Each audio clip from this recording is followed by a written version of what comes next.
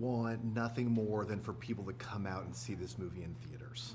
It's going to be a long time if they're going to wait for Disney Plus.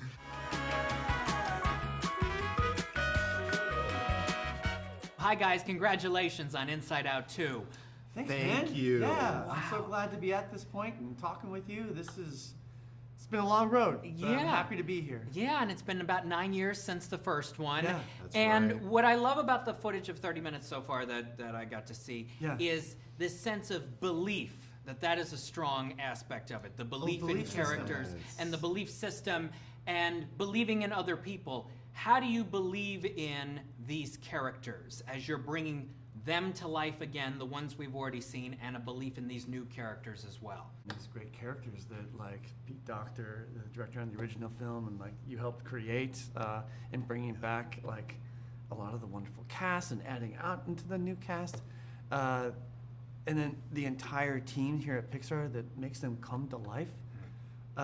They're pretty easy to believe in. A lot of people to believe in at this studio. Because you look at a character, and I look at the people who made it come alive, and you can't help but really believe in the wonderful talent that's behind those characters. Yeah. But the belief system is something we're really proud of, and it's a new element in Inside Out 2. That's one of those places in Riley's mind that audiences never been to before. Right.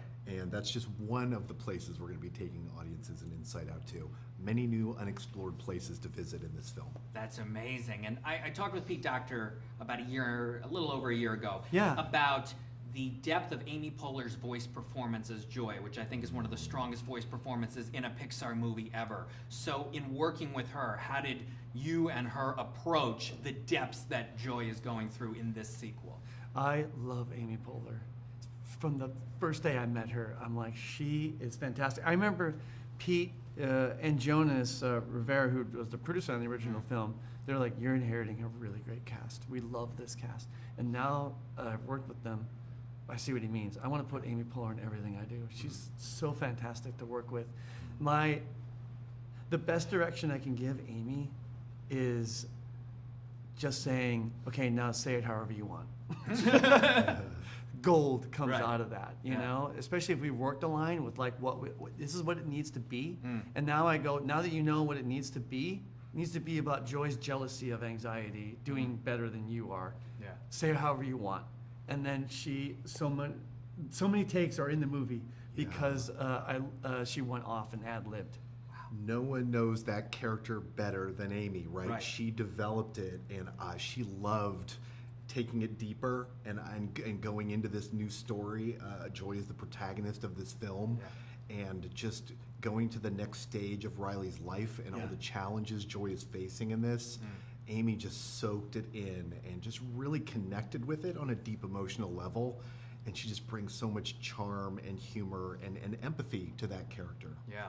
You won an Oscar for Toy Story 4. You did? Yes. Is that why you keep like telling me to like wash your car? And I think a lot of people say, oh, why do we need sequels? Why do we need more? But I love these Pixar sequels because you get more time with these characters, you get more adventures, and is that the appeal for you coming back? Absolutely. These are characters that I love so much. You know, Toy Story 4 was so precious to me because I had worked on Toy Story 2 many, many years earlier. Wow. Yeah. And it's such a pleasure to bring those characters to life, and was inspiring back then.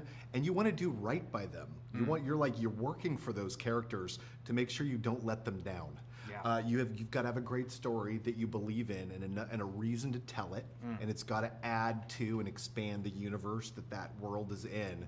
But man, when you've got that, there's nothing like it, and it's incredible to revisit with these actors new stories and take them to new places and face new challenges. Yeah. What's interesting about anxiety is how she predicts the future, analyzes the future, lots of options. You guys have to do that when it comes to this movie. You've been working on this movie for 4 years. Yeah. You have to look at what it will be, what it could be, and all of those options. So how did it feel kind of blending who anxiety is with what you were going through making this movie? You know what, man? I'm making a movie about anxiety for a reason. It's because we all have it, and we all have it at different levels. And sometimes that thought and feeling can do a lot of good. And it's a lot of the reasons why I'm even here directing this movie, because I'm able to like think very quickly and think of like, what if this happens and that happens? How do I avoid that? I got to remember to do that. I can do this and I can do that. But at times it can be too much, and she can take over, which is in part why we're making this movie, because it's all about a takeover movie. But yeah, it's anxiety's always been a big part of. She was always there from the original pitch. When I was pretty early on, I kind of narrowed in on doing a movie that's all about that. But you know, really, what it's you know, anxiety is all about like the future, like potential threats. You know, fear is the feeling that you get of a known threat. Like I see a tiger in front of me, like I'm scared. Anxiety is the fear of a perceived threat.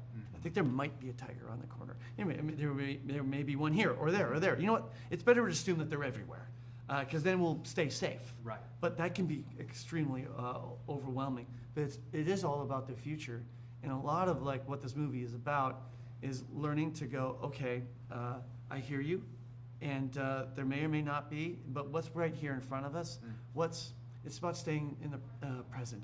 And worrying less about the future, and just worrying about like, okay, what's happening right now? And that's in part learning to manage anxiety, which is what we try to put in this movie. That's really important. Last question: Inside Out, one of the highest grossing Pixar movies ever. Yes. I think now more than ever, with the return to theaters over the last couple of years, families love the theatrical experience, and you are giving them an epic experience. What does that mean to you that millions and millions of families are going to go see this?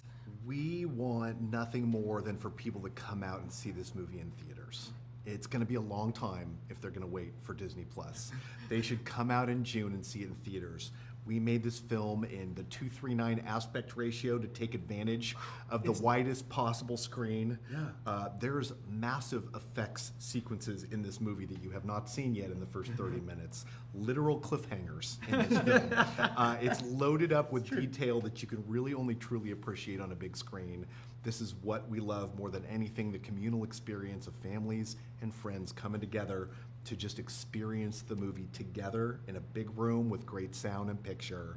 That's what we want. Yeah. Congratulations on Inside Out 2. I can't wait to see the whole film, and it's going to open June 14th and be a gigantic hit for Pixar. Thank you guys so much. Thank you. Thanks, man.